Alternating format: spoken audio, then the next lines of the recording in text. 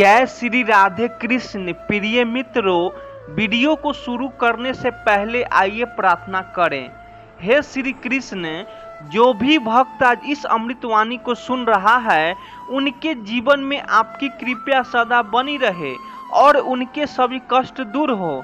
मित्रों, इस अद्भुत वाणी को सुनने से पहले अपने विचार और भक्ति को व्यक्त करते हुए नीचे कमेंट में जय श्री राधे कृष्ण जरूर लिखें। आपकी यह भक्ति हमारी इस यात्रा को और भी अद्भुत बनाएगी। साथ ही यदि आप हमारे चैनल युवा इंस्पायर्ड पर नए हैं तो अभी सब्सक्राइब करें और घंटी के बटन को दबाएं ताकि आप हमारी हर नई भक्ति यात्रा का हिस्सा बन सके। तो चलिए बिना देरी किए इस दिव्य यात्रा की ओर बढ़ते हैं। श्री कृष्ण कहते हैं, जो अपने चित्त को बूझ के स्थिर करता है उसके भीतर संसार की हलचल भी अशांत नहीं कर सकती।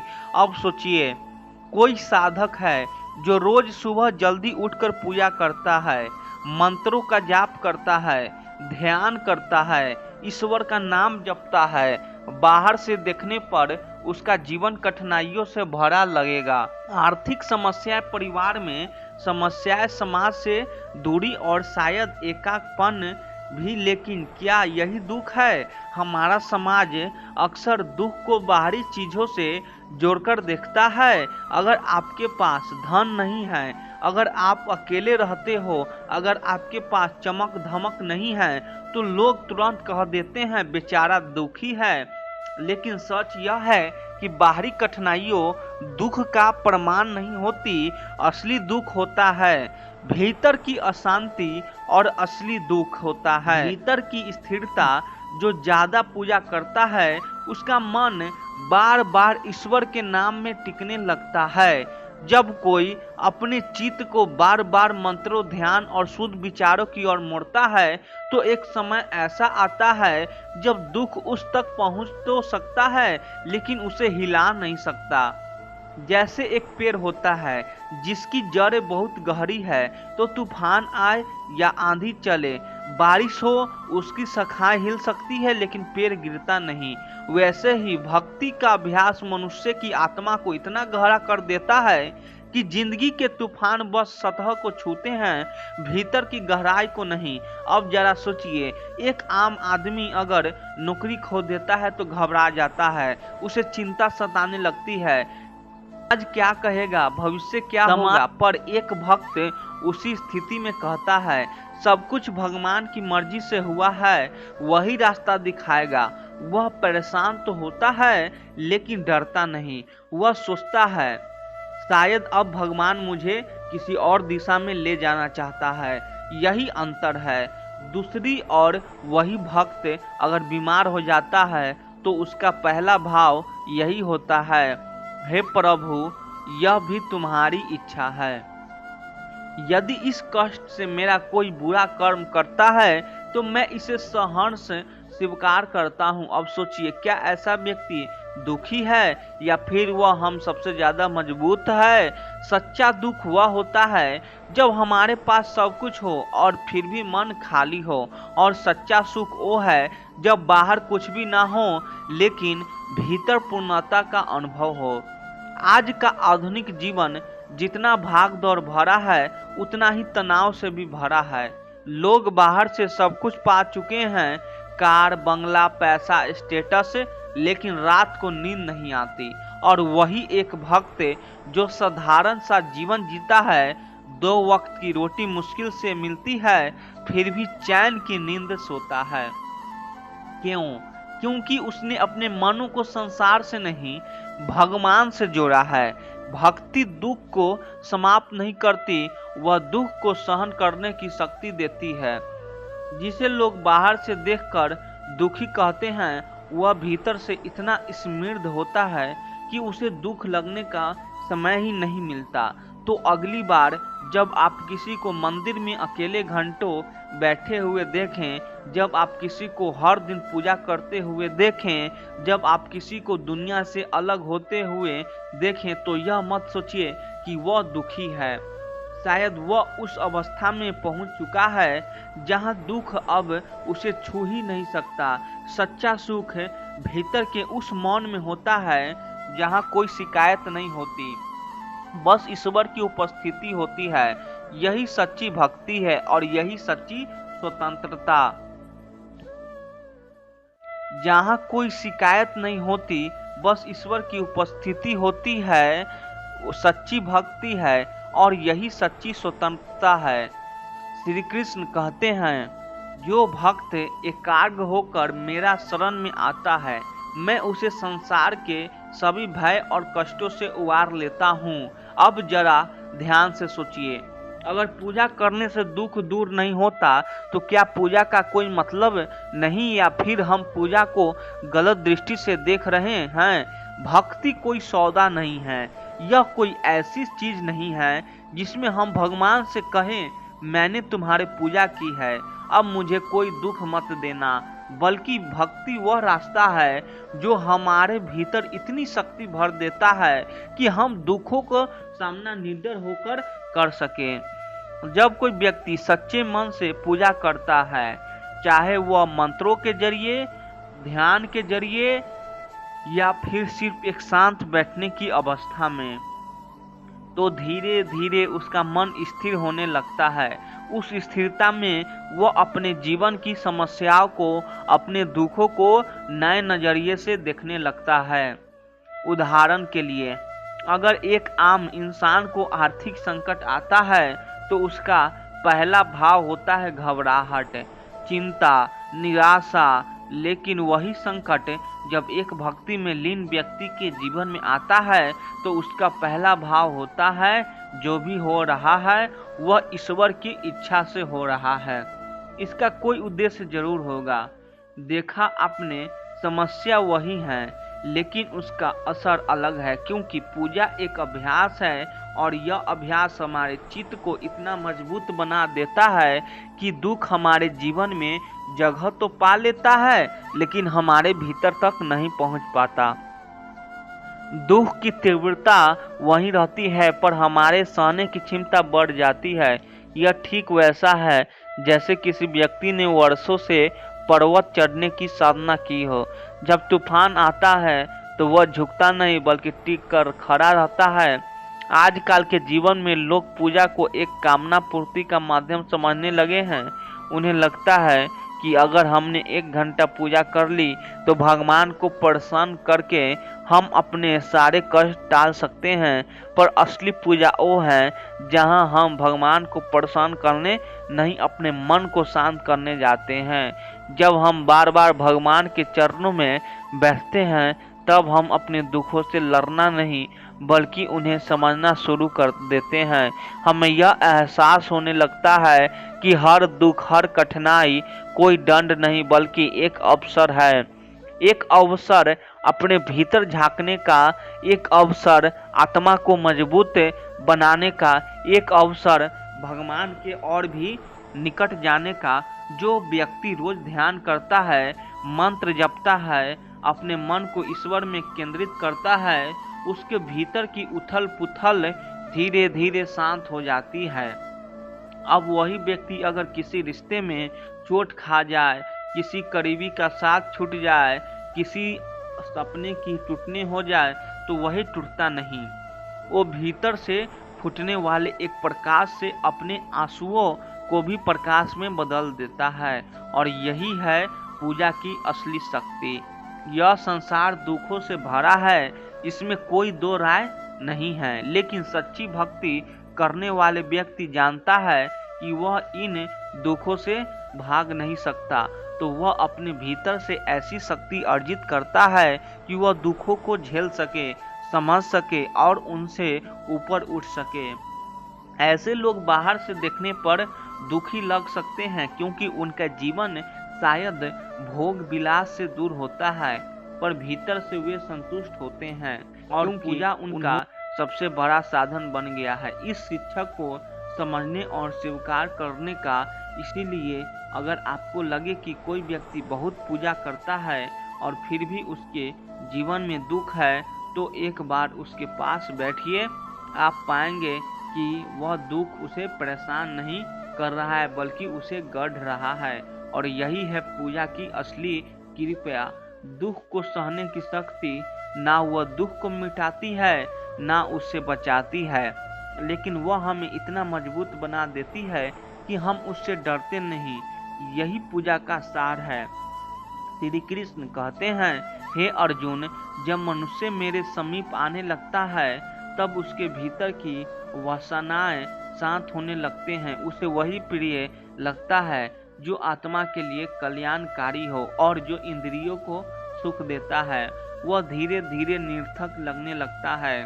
अब इस उपदेश को गहराई से समझिए। जब कोई व्यक्ति ईश्वर की ओर बढ़ता है, भक्ति और ध्यान के मार्ग पर चलता है, तो उसके भीतर एक बहुत गहरा परिवर्तन शुरू होता है। ऐसा परिवर्तन जो बाहर से नहीं भीतर से होता है। वह व्यक्ति पहले जैसे नहीं रहता। उसके मन की इच्छाएं, रुचियां और प्राथमिकताएं धीरे धीरे बदलने लगती है।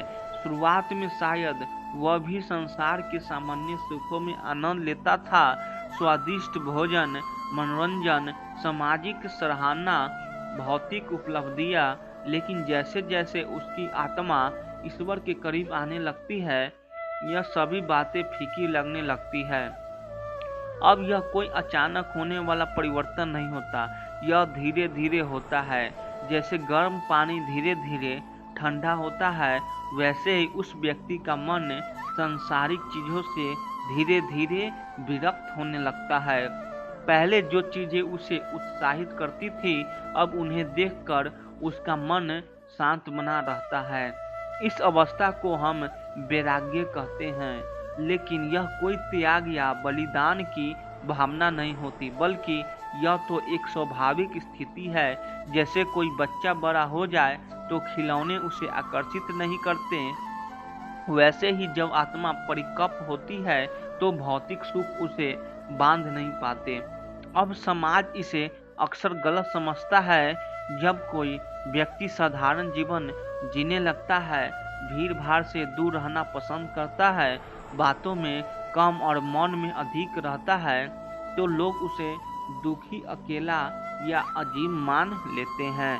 पर सच्चाई यह होती है कि वह व्यक्ति संसार से भाग नहीं रहा होता है, बल्कि उसे भीतर की एक बहुत गहरी शांति मिल रही होती है। ऐसी शांति जो शोर से नहीं, मौन से आती है। यहाँ एक उदाहरण समझिए। मान लीजिए किसी को पहले फिल्म देखना बहुत पसंद था। घंटों मोबाइल में खो जाना, पार्टी में जाना, प्रशंसा पाना, यही सब उसके सुख का स्रोत था।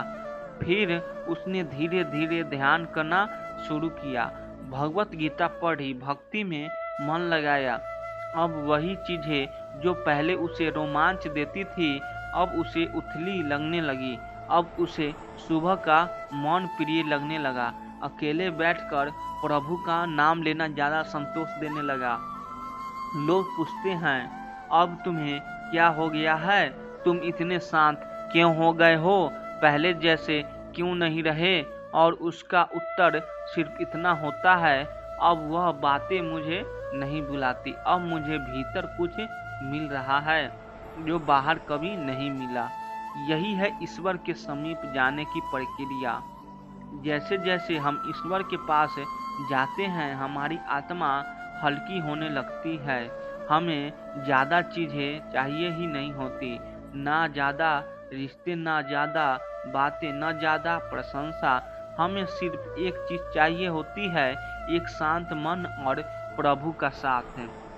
अब समाज सोचता है, यह इंसान दुखी है, इसने खुद को सबसे अलग कर लिया है, यह जीवन से दूर जा रहा है। लेकिन वास्तव में वह इंसान जीवन के सबसे असली हिस्से के करीब जा रहा होता है, अपनी आत्मा के पास, ईश्वर के पास। यह वैराग्य कोई बोझ नहीं होता, यह तो एक मुक्त अवस्था होती है, जहाँ ना तो कोई लालच होता है, ना कोई अपेक्षा, जहाँ ना कोई शिकायत होती है और ना कोई डर, जहाँ मन केवल एक ही चीज में ठहरा होता है और वह है ईश्वर। तो जब भी किसी को देखकर लगे कि वह पहले से शांत हो गया है, उसकी रुचियाँ बदल गई है, वह अकेले रहना ज़्यादा पसंद करता है तो एक बार यह मत सोचिए कि वह दुखी है। हो सकता है वह उस स्थिति में पहुंच चुका हो जहां बाहरी सुखों की कोई जरूरत ही नहीं रहती, क्योंकि उसे भीतर से ईश्वर की उपस्थिति का सुख मिल रहा होता है। और यही असली शांति, यह कोई खोया हुआ जीवन नहीं बल्कि पाया हुआ जीवन है। पाया हुआ क्योंकि उसने ईश्वर को पा लिया है, और जो ईश्वर को पा लेता है उसके लिए सारा संसार मौन हो जाता है, और उस मौन में उसे परमानंद मिल जाता है। जब इंसान ईश्वर की ओर सच्चे मन से बढ़ता है तब उसके जीवन में कई बार ऐसा लगता है जैसे सब कुछ उसे छीनना जा रहा है, लेकिन सच तो यह है कि जो छीन रहा है वह उसका था ही नहीं, और जो बच्चा है वही उसका सत्य है। जीवन तब सुंदर लगने लगती है जब हम यह स्वीकार कर लेते हैं कि हर व्यक्ति हमारी उम्मीदों पर खरा नहीं उतरेगा और हर रिश्ता हमेशा हमारे साथ नहीं रहेगा, लेकिन फिर भी हमें पूरे मन से प्रेम करना है। दुख तब कम हो जाता है जब हम उससे भागने की जगह उसके साथ बैठना सीख जाते हैं, उसे महसूस करते हैं और समझते हैं कि शायद यह दुख ही हमें उस दिशा में ले जाएगा जहां हमारी आत्मा सच्चा सुकून पाएगी। दूसरों से क्या मिला और क्या नहीं मिला यह गिनते हुए जीवन बीत जाएगा, लेकिन जब आप खुद से पूछेंगे कि आपने खुद को कितना समझा और स्वीकार किया, तभी सच्चा आत्मविश्वास जागेगा। जब कोई अपना हमें छोड़ जाता है या बदल जाता है तो वह सीख जाता है कि अब हमें दूसरों की बजाय खुद के साथ चलना सीखना है, बिना शिकायत, बिना किसी उम्मीद के। हर बार जब दुनिया ने तुम्हें नजरअंदाज किया, उस हर पल में ईश्वर ने तुम्हें देखा और महसूस किया। इसीलिए दुनिया की चुप्पी से हार मत मानो, ईश्वर की योजना अभी बाकी है। कुछ फैसले लेने से समय नहीं लगता, लेकिन उन्हें सहने से पूरी जिंदगी लग जाती है। इसीलिए सोच समझकर किसी की आत्मा को छूने की कोशिश करना, क्योंकि वहां अगर दरार आई तो वहां कभी जुड़ती नहीं।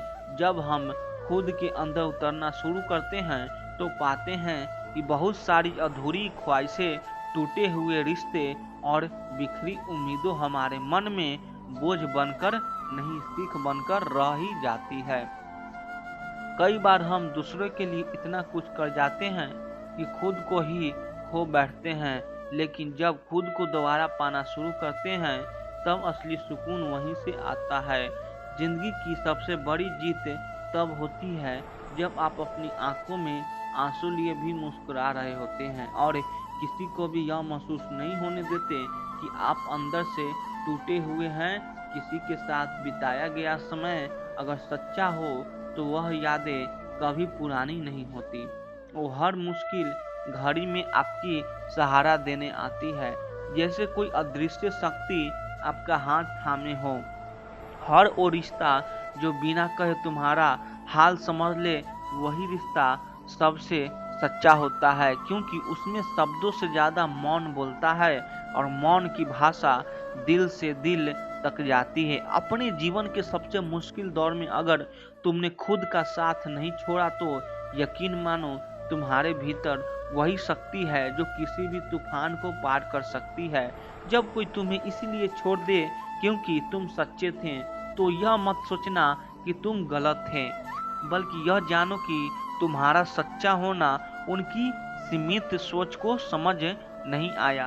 दुनिया में हर कोई तुम्हें समझे यह जरूरी नहीं है, लेकिन तुम खुद को समझो यह सबसे जरूरी है, क्योंकि जब तुम खुद के साथ खड़े रहोगे तभी कोई और भी साथ खड़ा रहेगा। जो बात तुम्हें तकलीफ देती है वही तुम्हें मजबूत भी बनाती है। इसीलिए उस दर्द से डरने की जगह उसे अपनाओ, क्योंकि वही तुम्हारे भीतर की शक्ति को बाहर लाएगा। कभी कभी जिंदगी हमें इसीलिए अकेला कर देती है ताकि हम अपने भीतर की आवाज को सुन सकें। श्री कृष्ण कहते हैं, मनुष्य को अपने कर्म पर विश्वास रखना चाहिए, परंतु परिणाम के लिए विकल्प नहीं होना चाहिए। जो फल उसके भाग्य में लिखा है वह उचित समय पर उसे प्राप्त होगा। जो नहीं लिखा है वह चाहे कितना भी प्रयास कर ले उसे प्राप्त नहीं होगा। इसीलिए कर्म करते हुए भी मन को शांत रखना परम धैर्य का प्रतीक है। जीवन में हम सब ने कभी न कभी यह अनुभव किया है, हम एक सपना देखते हैं, उसके लिए दिन रात मेहनत करते हैं, हर मुमकिन प्रयास करते हैं, फिर भी जब वह सपना पूरा नहीं होता तो दिल टूटता है। ऐसा लगता है मानो सारी दुनिया हमारी खिलाफ है। लेकिन सच यह है कि हर असफलता, हर रुका हुआ प्रयास एक गहरा संदेश लेकर आता है कि हो सकता है वह चीज हमारी किस्मत का हिस्सा नहीं थी। कई बार हम सोचते हैं कि अगर हम थोड़ी और कोशिश कर लेते, तो अगर हम थोड़ा और संघर्ष कर लेते तो शायद वह चीज मिल जाती। परंतु जब किसी चीज को हर दिशा से पकड़ने की कोशिश करने के बावजूद भी वह हमसे दूर होती जाती है, तो यह संकेत होता है कि ब्रह्मांड हमें किसी और राह पर ले जाना चाहता है।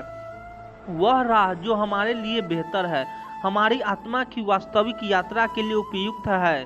श्री कृष्ण ने गीता में भी यही कहा है, कर्मणा वाधिकस्ता मां फलेषु कदाचान, अर्थात तुम्हारा अधिकार केवल कर्म करने में है, फल पर नहीं। क्योंकि फल तो उस अदृश्य हाथों से बंधा है जिसे हम किस्मत कहते हैं। जब कोई चीज बार हाथ से फिसलती है तो दुखी होने की बजाय थोड़ा रुक कर सोचना चाहिए, क्या सच में यह मेरी यात्रा का हिस्सा था। जैसे किसान पूरी श्रद्धा से बीज बोता है, मिट्टी को जोतता है, पानी देता है, लेकिन आखिर में फसल कैसी होगी, कितनी होगी, यह प्रकृति पर निर्भर है। उसी तरह हम भी अपने प्रयास करते हैं, पर परिणाम वह तो किस्मत की किताबों में पहले से दर्ज होता है। कभी कभी हमें वही नहीं मिलता जो हमें चाहते हैं, बल्कि वही मिलता है जो हमें सच में चाहिए। आज जो खोया गया हो सकता है कल वही हमारे बड़े दुख का कारण बनता। आज जो नहीं मिल हो सकता वह हमें गलत रास्तों पर ले जाता है। इसीलिए जो भी परिणाम मिलता है उसे स्वीकार करना भी एक प्रकार का अद्भुत ज्ञान है, जिसे श्री कृष्ण समत्व कहते हैं। यानी सफलता और असफलता दोनों में एक समान भाव रखना। जैसे नदी अपने रास्ते में चट्टानों से टकराकर भी बहती रहती है, लेकिन जब चट्टानें बहुत बड़ी हो जाती है तो वह दिशा बदल देती है। वह जानती है कि अगर रास्ता बंद है तो इसका अर्थ है कि प्रकृति उसे किसी और बहने के लिए बुला रही है। वैसे ही अगर आपके जीवन में लाख कोशिश के बावजूद भी कोई रास्ता नहीं खुल रहा तो घबराइए मत। यह मत सोचिए कि आप असफल हो गए, बल्कि समझिए कि ईश्वर आपकी किस्मत आपको किसी और दिशा में मोड़ना चाहती है। उस दिशा में जहाँ सच में आपका सुख, आपकी शांति और आपकी पूर्णता छुपी है। किस्मत कोई अजनबी चीज नहीं है। किस्मत आपके अपने ही कर्मों का, आपके अपने ही स्वभाव का प्रतिरूप है। जो चीज आपके साथ गहराई से जुड़ी है, जो आपके जीवन का अनिवार्य हिस्सा है, वह किसी भी हाल में आपसे नहीं छूटेगी। और जो चीज़ आपके लिए नहीं है, वह चाहे आप उसे सोने की जंजीरों से भी बांधना चाहिए, वह किसी न किसी बहाने से छूट जाएगी। इसीलिए जब कभी भी आप यह महसूस करें कि लाख कोशिश के बावजूद कुछ नहीं मिल रहा है, तो निराश मत होइए। उस पल को ईश्वर की संकेत भाषा समझिए। वह कह रहे हैं कि बेटा, मैं तुम्हें इससे बेहतर कुछ देना चाहता हूँ। थोड़ा धैर्य रखो, थोड़ा भरोसा रखो, भरोसा कीजिए। जब समय सही होगा, जो भी चीज़ आपके जीवन को संपूर्ण बनाने वाली है, वह बिना रोके, बिना टोके आपके जीवन में आ जाएगी। बस तब तक अपने प्रयास करते रहिए, मन को शांत रखिए और अपने भीतर एक मीठी उम्मीद की लौ जलाइए, क्योंकि जो किस्मत में लिखा है वह हर हाल में मिलेगा, और वह भी तब जब आप पूरी तरह से तैयार होंगे, उसे संभालेंगे। श्री कृष्ण कहते हैं, जो कुछ भी तुम्हारे जीवन में तुम्हारे वास्तविक उत्थान के लिए आवश्यक है, वह समय आने पर मार्ग बनाकर तुम्हारे पास आएगा। परिस्थितियां चाहे जैसी भी हो, जो नियति में लिखा है उसे कोई रोक नहीं सकता। जैसे सूरज को बादल कुछ समय ढक सकते हैं परंतु छिपा नहीं सकते, वैसे ही भाग्य के उपहार भी समय आने पर प्रकट होते हैं। जब हम जीवन के रास्ते पर चलते हैं तो कई बार ऐसा होता है कि परिस्थितियाँ पूरी तरह हमारे खिलाफ नजर आती है। हम आगे बढ़ना चाहते हैं लेकिन हालात ऐसे बनते हैं कि हर दिशा में रुकावटें खड़ी हो जाती है। हमें लगता है कि हम शायद गलत रास्ते पर हैं या हमारी किस्मत हमारे साथ नहीं है। लेकिन सत्य यह है कि जब किसी चीज को आपकी आत्मा के विकास के लिए, आपके जीवन के लक्ष्य के लिए आपके भाग्य में लिखा गया है तो चाहे संसार कितना भी बाधाएं आ जाए वह चीज आप तक पहुंच कर रहेगी। श्री कृष्ण ने गीता में स्पष्ट रूप से कहा, न ही किसित क्षणम पिजातु तदस कर्म कृत, अर्थात इस संसार में कुछ भी योजना के तहत गतिशील है। जब कोई उद्देश्य आपके जीवन में अवतरित होना तय है तो ब्रह्मांड में अपने आप मार्ग बनता है। लोग मिलते हैं, मौके बनते हैं, रास्ते खुलते हैं जिनके आप कभी अनुमान भी नहीं लगा सकते थे। मान लीजिए कोई बीज एक कठोर चट्टान के नीचे दबा दिया गया हो। बाहर से देखने पर यह असंभव लगेगा कि उसमें से कोई पौधा निकले, परंतु समय आने पर वह बीज अपनी भीतर की शक्ति से चट्टान को चीरकर बाहर आता है, मिट्टी खोज लेता है और फिर एक विशाल वृक्ष बनता है। ऐसे ही आपके भाग्य में जो लिखा है वह भी परिस्थितियां की कठोरता से डरता नहीं है, वो अपने राह स्वयं बना लेता है। कई बार हम सोचते हैं कि जब सब कुछ गलत हो रहा है तो शायद हमारी किस्मत भी रूठ गई है, लेकिन सच्चाई यह है कि जब किस्मत आपके लिए कुछ बड़ा लेकर आ रहा होती है तो पहले वह पुरानी व्यवस्था को तोड़ती है। पुराने रास्ते बंद होते हैं ताकि नए रास्ते खुल सके। कभी कभी सबसे अंधेरा समय भी इसीलिए आता है क्योंकि उसकी गोद में उजाले का जन्म छुपा होता है।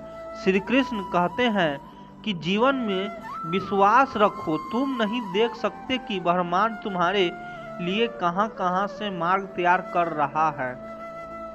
तुम तो बस इतना जानो कि जो तुम्हारा है वह तुम्हें ढूंढता हुआ, रास्ते बनाता हुआ तुम्हारे पास आएगा, और तब आएगा जब तुम उस उपहार को सही तरीके से संभालने के लिए तैयार हो। याद रखिए, पानी चाहे किसी भी दिशा में रोका जाए, अगर उसे समुद्र तक पहुंचाना है तो वह खुद अपना रास्ता काट लेता है, पहाड़ों को छेदता है, चट्टानों को काटता है और अंततः अपनी मंजिल को पा लेता है। ठीक वैसे ही आपकी किस्मत भी अपनी मंजिल तक पहुंचने का रास्ता ढूंढ लेती है, चाहे कितने भी संघर्ष और बाधाएं क्यों न आए। इसीलिए जब परिस्थितियां विपरीत हो, जब हर ओर से ना मिले, तब भी मन में यह अटल विश्वास रखना चाहिए कि अगर वह चीज आपकी किस्मत में लिखी है तो वह जरूर आएगी। आपकी उसे जबरदस्ती खींचने की जरूरत नहीं है। आपको बस अपना कर्म करना है, अपनी नियत को शुद्ध रखना और धैर्य के साथ समय का इंतजार करना है, क्योंकि जो आपका है वो कभी किसी और का नहीं हो सकता, और जो आपके लिए तय किया गया है वो समय और परिस्थितियों के सारे जाल को तोड़कर भी आप तक पहुंच जाएगा। जो चीज किस्मत में है वह चाहे दुनिया के किसी कोने से छिपी हो, वह आपको तलाश करेगी, आपके लिए रास्ता बनाएगी और आपको वही अनुभव कराएगी जो आपके जीवन के विकास के लिए अनिवार्य है। बस भरोसा रखिए, श्रद्धा रखिए और अपने भीतर की ऊर्जा को कमजोर मत पड़ने दीजिए, क्योंकि जब विश्वास अडिग होता है तब रास्ते भी असंभव लगने वाली जमीन से उग जाते हैं।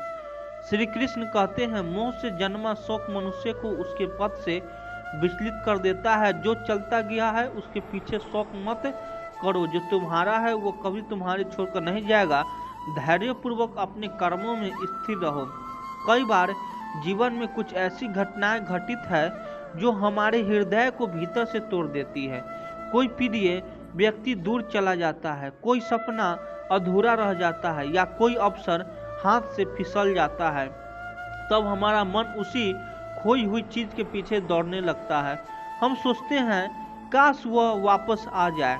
हम बार बार बीते हुए समय को याद करते हैं और अपने वर्तमान को दुख और पछतावे में बर्बाद कर देते हैं। पर सच्चाई बहुत सरल है और उसे समझना बेहद जरूरी है। अगर कोई चीज, कोई व्यक्ति, कोई अवसर सचमुच आपके जीवन के लिए बना था तो वह चाहे कितने भी तूफान आए आपके पास ही रहता है। अगर वह चला गया तो इसका अर्थ है कि उसकी भूमिका आपके जीवन में पूरी हो चुकी थी। वह बस एक यात्रा का साथी था जो अपनी मंजिल पर पहुंच गया। सोचिए, एक नदी बहती है, उसमें कोई पत्ते तैरते हैं, कुछ पत्ते हमारे पास आकर रुकते हैं, कुछ बहते बहते दूर चले जाते हैं। क्या हम नदी के उस पत्ते को पकड़कर रोक सकते हैं जिसे जाना ही है? अगर हम कोशिश करें भी तो या तो वो गल जाएगा या बहाव में बह जाएगा। जीवन भी ठीक वैसे ही है। जो चीज जानी है उसे जाने देना ही सही होता है। बहुत बार लोग पूछते हैं, अगर वह व्यक्ति मेरा अपना था तो क्या चला गया? यहाँ समझना होगा कि अपनापन केवल साथ रहने से नहीं बनता। सच्चा अपनापन वह होता है जो समय की कसौटी पर खरा उतरे। अगर कोई जीवन के हर मोड़ पर आपका साथ छोड़ देता है तो शायद वह कभी भी पूरी तरह से आपका नहीं था। जो सच्चा अपनापन होता है वह परिस्थितियों से नहीं टूटता, वह दूरी से नहीं टूटता, वह समय के साथ और मजबूत होता है। इसी तरह अगर कोई अवसर छीन गया है तो यह मान लीजिए कि वह अवसर आपको असली विकास नहीं दे सकता था। प्रकृति हमें वही देती है जो हमारे विकास के लिए सर्वोत्तम होता है। कई बार हम कुछ चीजों के पीछे इतने दीवाने हो जाते हैं कि हम यह देख ही नहीं पाते कि उनसे जुड़ाव कितना नुकसान पहुंच सकता था। जब वे चीजें चली जाती है तो कुछ समय बाद जब हम पीछे मुड़कर देखते हैं तो एहसास होता है कि उनका चला जाना ही हमारे लिए सबसे अच्छा था। याद रखिए, जीवन में जो भी खोता है वो कुछ सिखाने के लिए खोता है। हर कोई चीज एक संदेश लेकर आती है, या तो आपको आगे बढ़ने के लिए प्रेरित करती है या फिर आपको भीतर से मजबूत बनाती है। दुख में भी एक गुप्त वरदान छुपा होता है जिसे समय के साथ ही समझा जा सकता है। इसीलिए जब कुछ खो जाए तो उसके पीछे मत दौड़िए। अपने हृदय को समझाइए कि अगर वह वस्तु, वह व्यक्ति, वह अवसर वास्तव में मेरा था तो वह लौट कर आएगा, और अगर नहीं आया तो वह मेरा था ही नहीं। इस समय के साथ जब आप जीवन में आगे बढ़ेंगे तो ना केवल आपका दुख कम होगा बल्कि आप भीतर से और भी दृढ़ बनेंगे। आप जानेंगे कि आपकी खुशी किसी बाहरी वस्तु पर निर्भर नहीं करती, आपकी पूर्णता आपके भीतर है। और जब यह समझ परिपक्व हो जाती है तब जीवन का हर अनुभव, चाहे वह मिलन हो या विछड़न, आपको आंतरिक शांति की ओर ले जाता है। तब आप यह जान जाते हैं कि जो भी आपके पास है वह इस क्षण में ही सबसे मूल्यवान है, और जो चला गया वह अपने साथ ही कुछ सिखाने का अवसर देकर गया है। इसलिए मुस्कुराइए, उन खोए हुए पलों को धन्यवाद दीजिए और विश्वास रखिए कि जो वास्तव में आपका है वह किसी भी हालात में आपके जीवन में बना रहेगा। बस धैर्य रखिए और अपना कर्म करते रहिए। श्री कृष्ण कहते हैं, समय से पूर्व और भाग्य से अधिक कुछ नहीं मिलता। जो तुम्हारा है वह उचित समय पर ही तुम्हारे प्राप्त होगा। धैर्य पूर्वक प्रतीक्षा करो, क्योंकि धैर्य ही तुम्हारे भविष्य को श्रेष्ठ बनाता है। जब जीवन में हम किसी चीज के लिए बहुत तड़पते हैं, कोई सपना, कोई अवसर, कोई रिश्ता, और वह तुरंत नहीं मिलता, तो अक्सर हम निराश हो जाते हैं।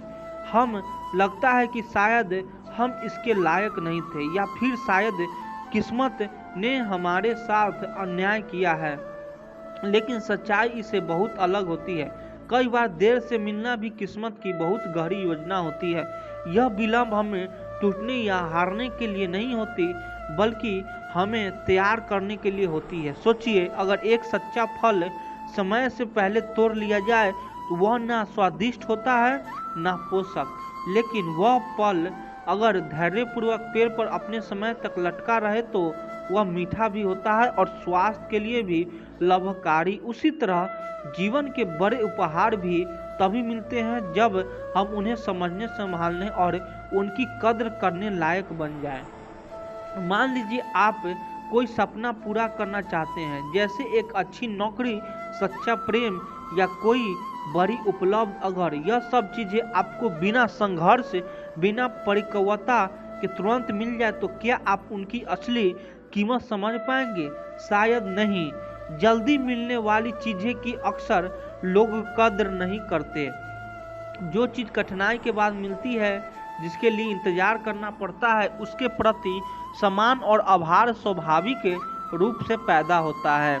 जीवन भी यही चाहता है कि जब वो आपको कोई अमूल्य चीज दे तो आप उसके मूल्य को जानो, उसकी रक्षा करो और उसका सम्मान करो। अगर समय से पहले दे दी जाए तो वह नष्ट हो सकती है या आप स्वयं उसे खो सकते हैं। इसीलिए जब किस्मत कुछ विलंब करती है तो वह दरअसल आपको तैयार कर रही होती है।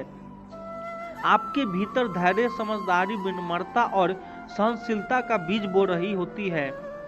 कई बार देर से मिलने वाली चीजें जीवन की सबसे सुंदर चीजें होती है, क्योंकि तब तक आपने रास्ते की कठिनाइयों को देखा होता है, अपने का असली चेहरा पहचानना होता है और खुद को भी गहराई से समझना होता है। जब तक सफलता मिलती है, जब सच्चा प्रेमी मिलता है, जब अवसर आता है तो आप उसे सर झुकाकर सच्चे हृदय से स्वीकार करते हैं। उसमें अभिमान नहीं होता है बल्कि आभार होता है, उसमें अधिकार नहीं होता बल्कि नम्रता होता है।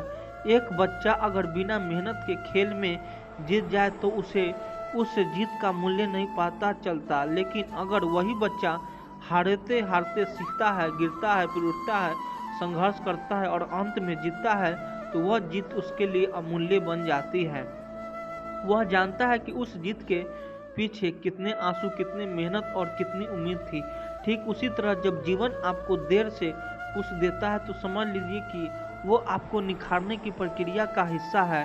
हर दिन, हर कठिनाई, हर इंतजार आपके भीतर कुछ न कुछ जोड़ रहा है, धैर्य, गहराई, समझ और सहनशीलता। इसीलिए जब अगली बार कोई सपना अधूरा रह जाए, कोई इच्छा तुरंत पूरी ना हो या कोई यात्रा लंबी लगे तो परेशान ना होइए। यह किस्मत की एक विशेष योजना है।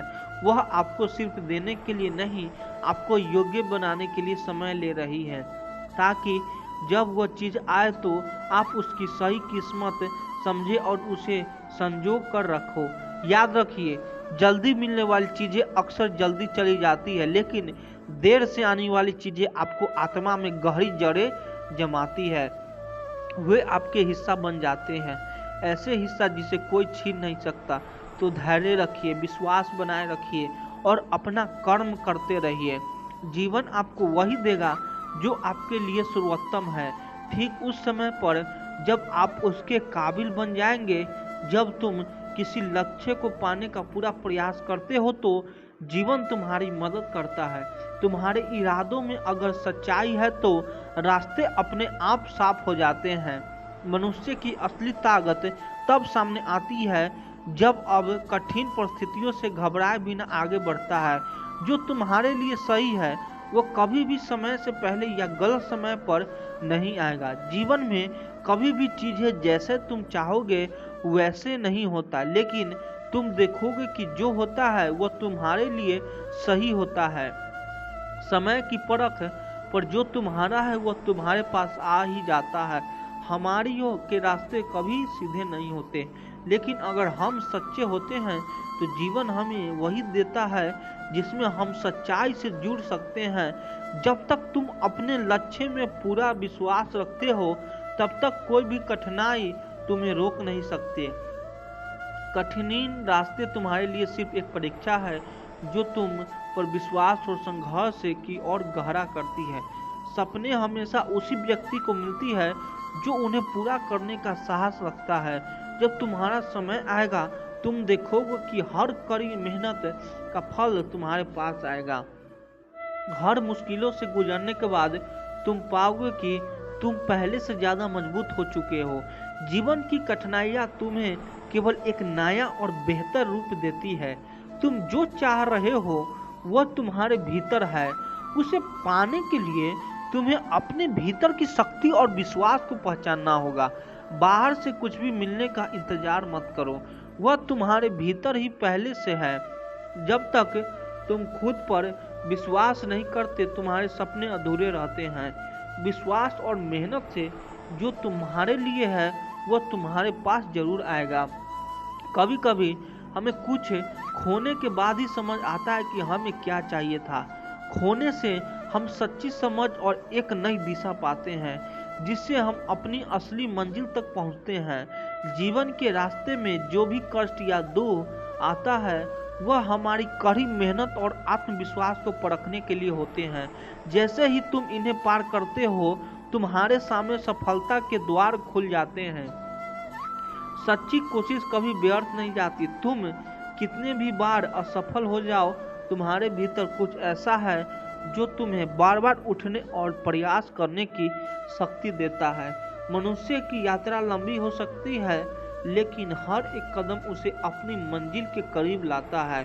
हर संघर्ष के बाद सफलता और खुशी के पल और भी सुंदर हो जाते हैं। जो चीज तुम अपनी दिल से चाहते हो वह तुम्हारे इरादों के साथ जुड़ी रहती है। जैसे ही तुम सच्चे दिल से अपनी मेहनत लगाते हो, तुम्हारे सपने हकीकत बन जाते हैं। कभी कभी रास्ते के कठिन मोड़ हमें यह सिखाते हैं कि हमें अपनी मंजिल पाने के लिए और ज़्यादा मेहनत करनी चाहिए। जीवन के हर मोड़ पर तुम्हारे भीतर की ताकत को पहचानो, वह तुम्हें हर कठिनाई से पार कराएगी। जिंदगी में कभी भी हार को स्वीकार मत करो, क्योंकि वह सिर्फ एक अस्थायी अवस्था होती है। जो तुम्हारे लिए है वह हमेशा तुम्हारे पास आएगा। बस धैर्य और विश्वास बनाए रखो। जब तुम अपने सपनों के पीछे सच्ची मेहनत और भरोसे के साथ चलते हो तो समय अपने आप तुम्हारे पक्ष में हो जाता है। कोई भी कठिनाई तुम्हें गिरा नहीं सकती। अगर तुम्हारा मन साफ और इरादे मजबूत है तो जीवन कभी भी तुम्हें गलत रास्तों पर नहीं ले जाता। सही समय और सही रास्ता तुम्हारे कदमों के नीचे खुद ब खुद बिछता है। तुम्हारी संघर्षों की कहानी ही तुम्हारे जीवन का सबसे बड़ा शिक्षक है। वह तुम्हें सिर्फ मजबूत नहीं बनाता, बल्कि वह तुम्हारी ताकत को पहचानने का मौका भी देता है। तुम अपने भीतर के आत्मविश्वास और मेहनत से ही दुनिया की सबसे कठिन स्थिति से निकल सकते हो। यही जीवन का असली उद्देश्य है। खुद पर विश्वास और प्रयास करना। जिन्हें दुनिया असंभव कहती है, वे ही लोग समय आने पर असंभव को भी संभव बना देते हैं। तुम्हारे लिए जो सही है वह समय के साथ तुम्हारे पास जरूर आएगा। जीवन के सच्चे उद्देश्य को पहचानो और उसे पूरा करने के रास्ते पे परेशानी तुमसे छेड़छाड़ नहीं कर सकती है। जब तक तुम ईमानदारी से अपनी कोशिश जारी रखते हो, सफलता तुम्हारी कदमों में होती है। जीवन में जो चीज़ें तुम्हारे लिए है वह चीज़ें जितने भी देरी से आए, लेकिन वह हमेशा तुम्हारे लिए सही समय पर और सही तरीके से आएगी। तुम जितना घबराओगे उतना ही तुम्हें सब कुछ और दूर लगेगा, लेकिन जब तुम धैर्य रखोगे तो सही वक्त पर वह तुम्हारे पास आएगा। कभी भी अपने रास्ते को छोटा या असंभव मत समझो। समय और मेहनत से वह राह तुम्हारे लिए इतनी आसान हो जाती है कि तुम्हें खुद ही यकीन नहीं होता। जीवन में किसी भी मुश्किल से डरने की जरूरत नहीं है, क्योंकि तुम्हारा संघर्ष ही तुम्हारे शक्ति है। तुम जितना अपने इरादों और सपनों के प्रति विश्वास रखोगे, उतना ही जीवन तुम्हारे सामने नए रास्ते खोलते जाएगा। जैसे ही तुम अपनी मेहनत और आत्मविश्वास को बढ़ाते हो, वैसे ही तुम्हारे मंजिल तुमसे और करीब आ जाती है। जीवन का हर मोड़ तुम्हें कुछ नया सिखाता है। हमें यह समझने की जरूरत है, जो चीज़ अभी भी हमें मुश्किल या असंभव लगती है, वह बाद में भी हमारे लिए सबसे बड़ा आशीर्वाद बनकर सामने आती है। उस समय हमें समझ आता है कि जो हुआ वह हमारी भलाई के लिए था। जो चीज़ तुम्हारे लिए सही है वह तुम्हारे दिशा में बना किसी रुकावट के बढ़ती जाती है। जीवन की राहों में जो भी संकोच या परेशानी आती है वह तुम्हारी शक्ति को और मजबूत करने के लिए होती है। तुम्हें बस यह याद रखना है कि जो तुम्हारे लिए है वह कभी भी खो नहीं सकता। जब हम खुद ब खुद अपने सपनों को पूरी तरह से मान्यता देते हैं तो हमारी पूरी दुनिया बदल जाती है। जीवन में किसी भी काम को करने से पहले खुद से यह सवाल करो, क्या मैं इसके लिए पूरी तरह से तैयार हूँ?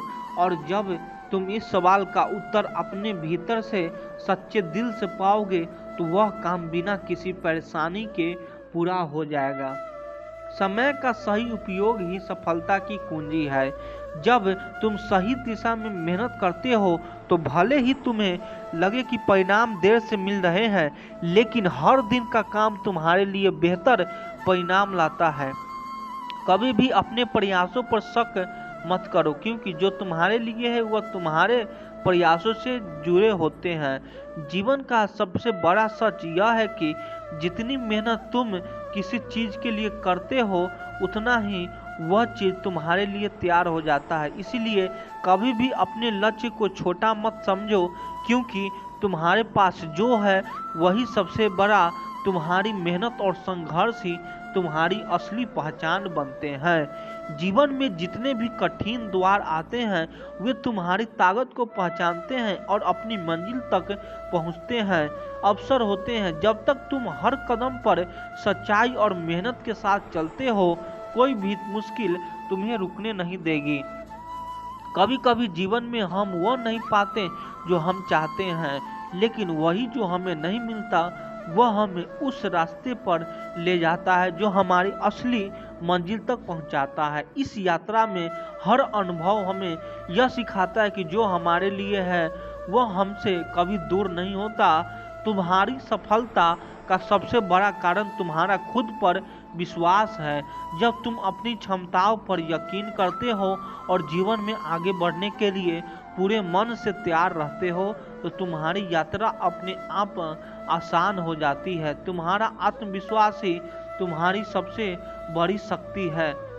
जब जीवन में कुछ भी सही नहीं लग रहा होता तो समझो कि यह तुम्हें कुछ नया सीखने और बेहतर बनने का एक मौका दे रहा है। यदि तुम गिरते हो तो वह तुम्हें फिर से उठने की ताकत देगा, और जब तुम उठते हो तो तुम्हारे पास जो ताकत होती है वह तुम्हें आगे बढ़ने के लिए पूरी दुनिया को पार करने की क्षमता देती है।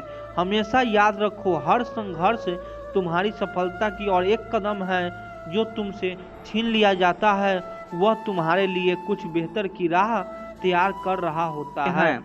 श्री कृष्ण कहते हैं, हे अर्जुन, जो मनुष्य छल करता है वह केवल दूसरों को नहीं बल्कि स्वयं को भी धोखा देता है। उसका हर कपट उसे सत्य से दूर और अंततः अपनी आत्मा से भी दूर कर देता है। जैसे कोई व्यक्ति धुएं से भरे कमरे में बैठा हो, उसे थोड़ी देर के लिए दृश्य तो दिखाई देता है पर धीरे धीरे उसकी दृष्टि धुंधली हो जाती है। वैसे ही जो छल करता है उसकी अंतरात्मा की आंखें भी धीरे धीरे बंद हो जाती है। वह अपने ही जीवन के उजाले से दूर होता चला जाता है। सत्य देर से आता है पर वह आता अवश्य है, और जब आता है तो सारा अंधकार मिटा देता है। अब सोचिए, हम सब जीवन में किसी न किसी मोड़ पर छल का अनुभव करते हैं। कोई हमें धोखा देता है, हमारी भावनाओं के साथ खेलता है, हमारे विश्वास को तोड़ता है। उसे समय लगता है कि जैसे दुनिया बहुत अन्याय है। हमें लगता है कि सामने वाला तो बच गया, हम ही पीड़ित रह गए। पर यही वह क्षण होता है जहां हम श्री कृष्ण की वाणी याद रखनी चाहिए। जो छल करता है वह दूसरों से पहले खुद से दूर हो जाता है। उसका बाहर भले ही चमकता दिखे पर भीतर वह खोखलापन जी रहा होता है।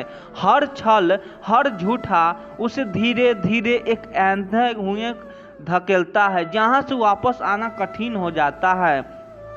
आप देखिए, कोई व्यक्ति बार बार झूठ बोलता है तो धीरे धीरे उसे खुद भी यकीन नहीं रहता कि उसका असली चेहरा क्या है।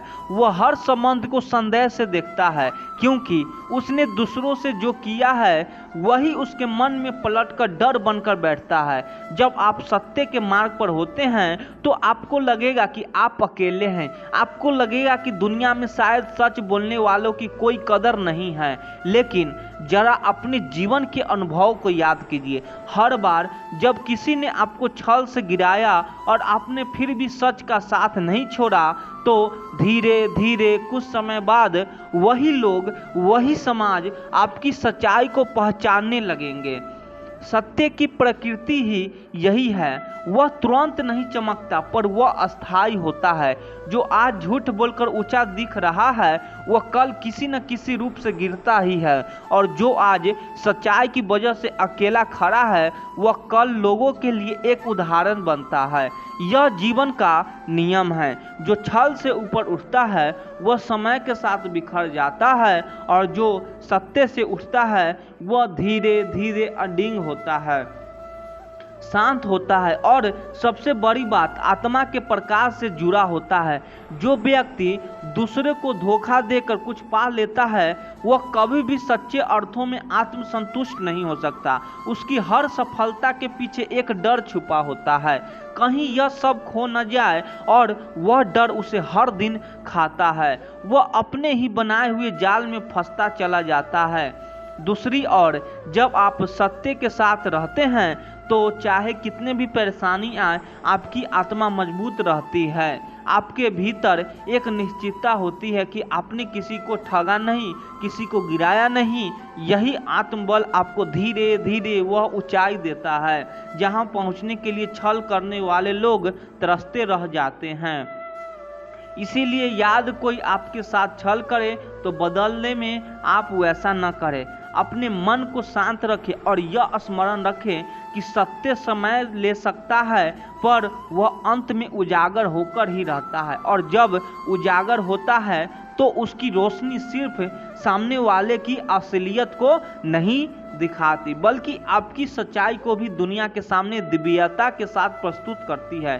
श्री कृष्ण कहते हैं, हे अर्जुन, दूसरों के कर्म तुम्हारे धर्म को ना बदले। जिस प्रकार कोई और विष पी ले तो उसका प्रभाव उसके शरीर पर होता है, तुम्हारे शरीर पर नहीं, वैसे ही किसी और की कठोरता तुम्हारे सौम्य स्वभाव को स्पर्श तक नहीं कर सकती।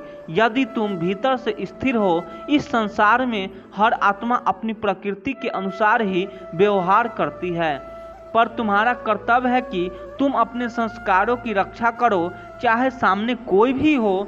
जीवन में हम अक्सर ऐसी परिस्थिति में पड़ते हैं जहां सामने वाला व्यक्ति हमसे रूखा व्यवहार करता है, तानों से वार करता है, या फिर बिना किसी कारण हमें नीचा दिखाने की कोशिश करता है। ऐसे में हमारे मन में पहला विचार आता है, अब मैं भी ऐसा ही करूँगा। यही वह क्षण होता है जहां हमारी परीक्षा होती है। देखिए, यह दुनिया विविध स्वभाव से भरी हुई है। कोई बहुत प्रेम से बोलता है तो कोई कटुता से, कोई मधुर व्यवहार करता है तो कोई जहर घोलता है अपने शब्दों में। लेकिन सोचने वाली बात यह है कि क्या हमें हर बार सामने वाले के व्यवहार के अनुसार खुद को बदल लेना चाहिए? अगर कोई आपको अपशब्द कहे और आप भी वैसे ही कहें तो फर्क क्या रह गया? वह पहले ही अपने स्तर पर गिरा हुआ था, अब आप भी वही आकर खड़े हो गए।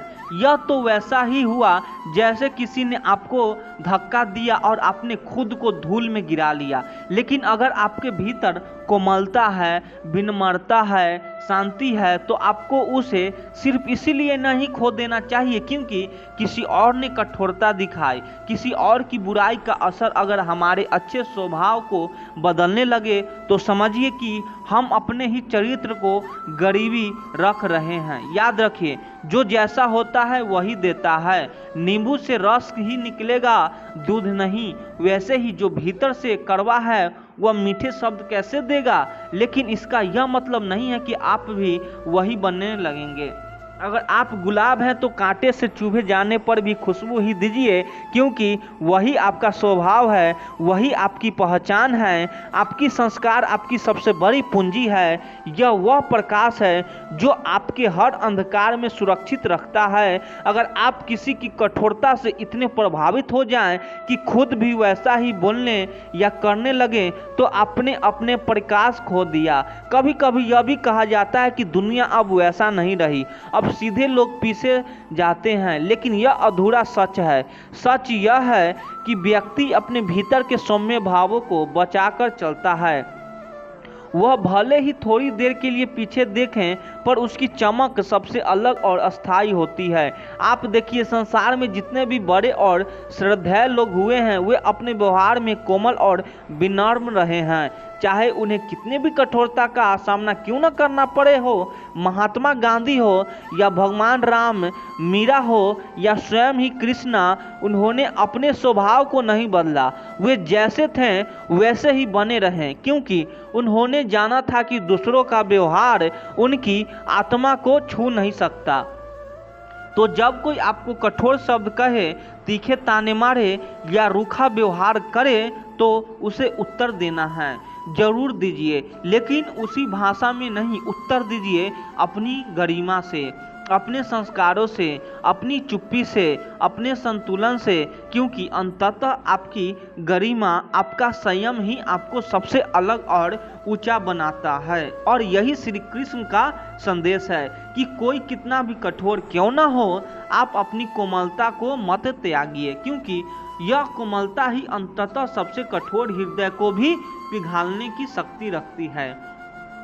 श्री कृष्ण कहते हैं, हे अर्जुन, यह संसार तुम्हारे अनुकूल सदा नहीं होगा।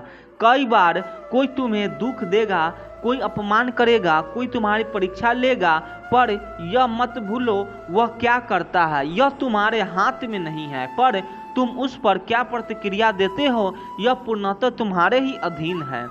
ठीक उसी प्रकार जैसे हवा की दिशा तुम नहीं बदल सकते, लेकिन अपनी नाव की दिशा अवश्य तय कर सकते हो।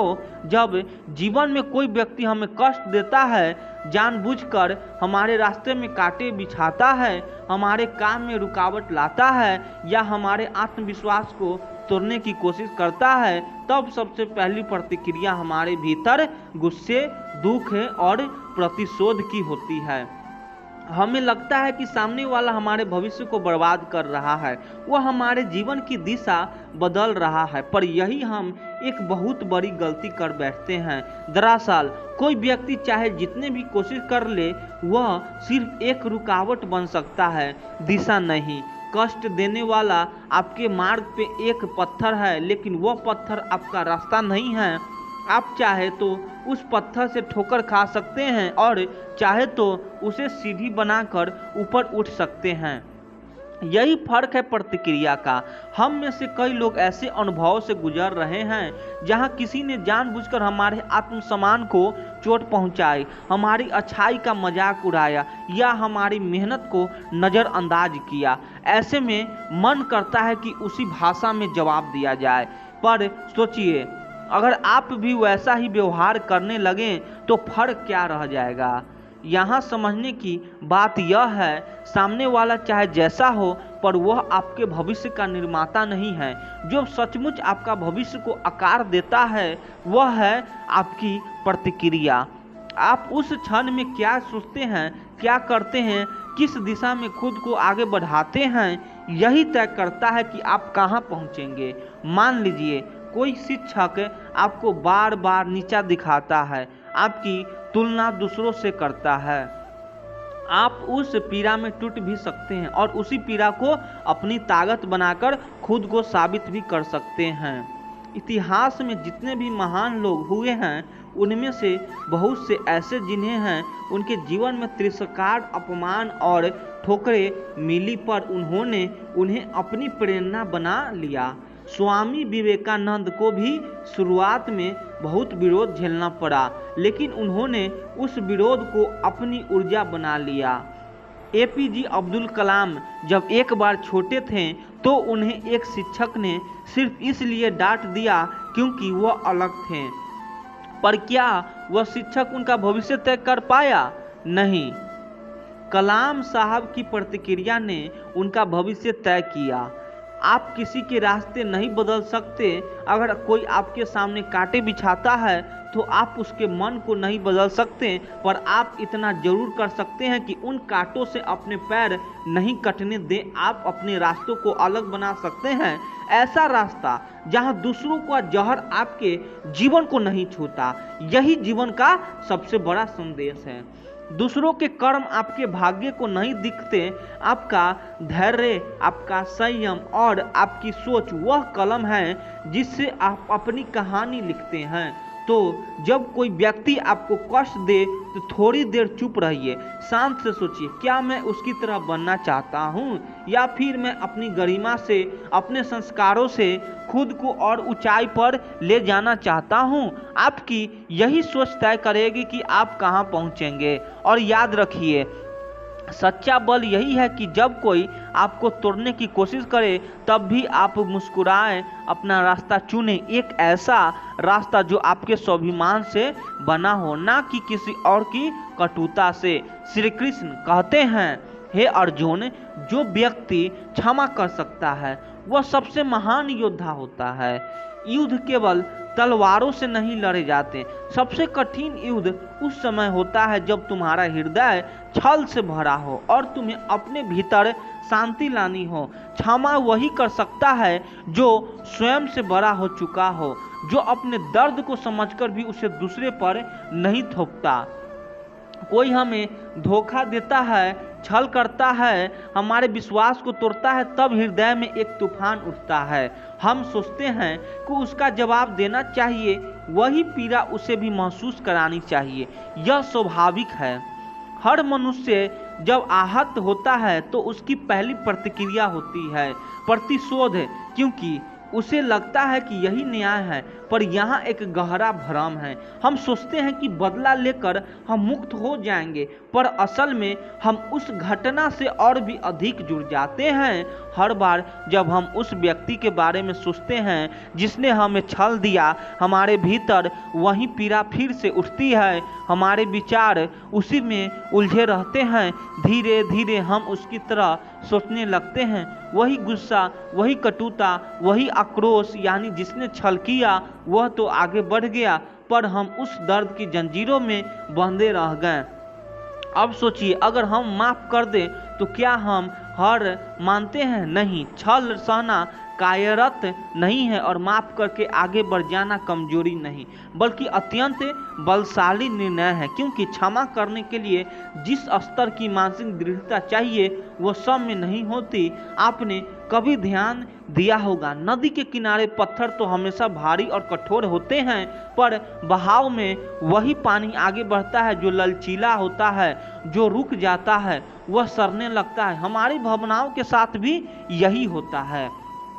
जब हम चोट को पकड़ कर बैठ जाते हैं, जब हम किसी के झूठ या धोखे को अपना जवाब बना लेते हैं, तब हम बहना छोड़ देते हैं, हम ठहर जाते हैं और यह ठहराव धीरे धीरे हमारे भीतर विष की तरफ फैलने लगता है। इसीलिए क्षमा करना एक बहादुरी है, क्योंकि यह निर्णय है उस पीड़ा से आगे बढ़ने का, उस व्यक्ति से नहीं बल्कि उस दर्द से खुद को आज़ाद करने का। यहाँ एक उदाहरण याद कीजिए।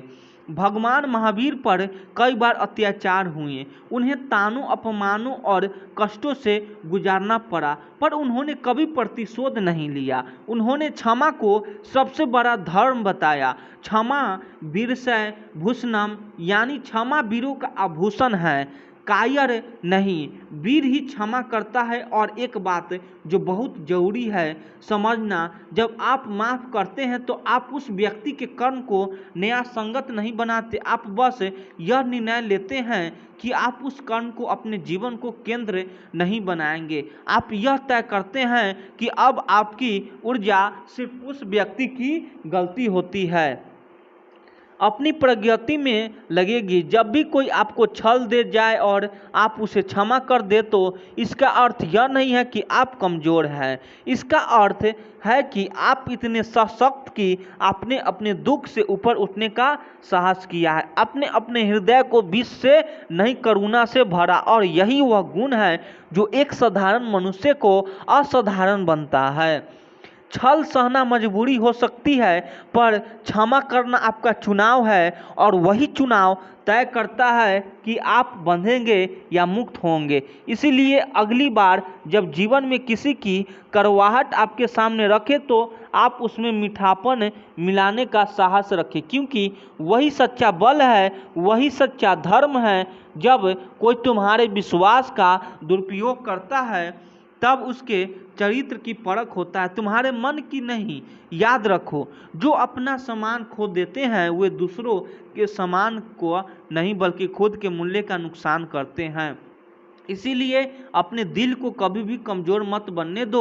कभी कभी हमारे सामने जो लोग छल कपट से पेश आते हैं वे अपनी असुरक्षा और भय को छुपा रहे होते हैं। इसीलिए उन्हें घृणा की दृष्टि से देखने की बजाय अपने भीतर एक गहरी समझ और सहानुभूति विकसित करना सीखो। इससे तुम्हें न केवल शांति मिलेगा बल्कि जीवन की सच्चाई का भी बोध होगा।